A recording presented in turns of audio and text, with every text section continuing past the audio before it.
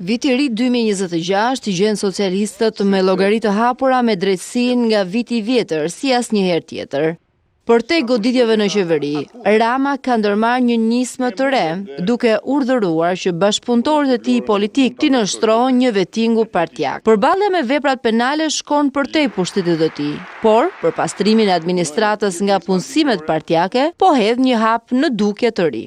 Pas 12 vitesh në pushtet, ai kërkon të shmang nepotizmin partijak me punësimet e të afërmëve të tyre, edhe pse 5 vite më parë shprehej se partitë nuk mund të hetojnë çdo njeri që garon në logon e Partisë Socialiste.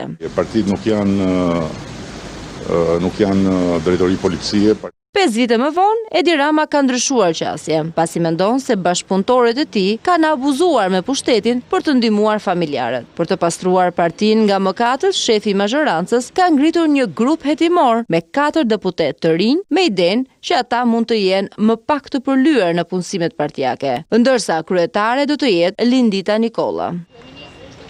Burime para 2 CNN bëjmë dije se Sekretariati i Etikës ka nisur punën për përpilimin e formularit të vetë deklarimit, të cilin do të detyrohen ta plotësojnë jo vetëm deputetët, por dhe ministrat, kryebashkiakët e majt dhe drejtuesit e institucioneve në varësi të pushtetit qendror dhe atij lokal. Pasi ta plotësojnë, të majtët do të duhet ta dorëzojnë pranë sekretariatit, ku punojnë fëmijët e tyre, bashkëshortët, kunetërit, vjeheria, madje po mendohet të shkohet deri tek dajet apo xhaxhallarët. Ky është plani A, por duket se Edi Rama nuk beson plotësisht se njerëzit e tij do të tregohen të sinqert në formular. Këtu hyn në punë plani B, sipas burimeve, do të aktivizohet një spionim popullor, sipas një mekanizmi denoncimi nga qytetarët. Edhe pse punën do ta bëjnë të rit, në fund vendimin për dosjet do ta japin të vjetrit. Formularët të cilët pritet të renditen në dosje pa rrezik, të diskutueshme dhe me rrezik, do të shqyrtohen nga Sekretariati i Etikës dhe Kryesia e Partisë Socialiste, më në krye Edi Ramën.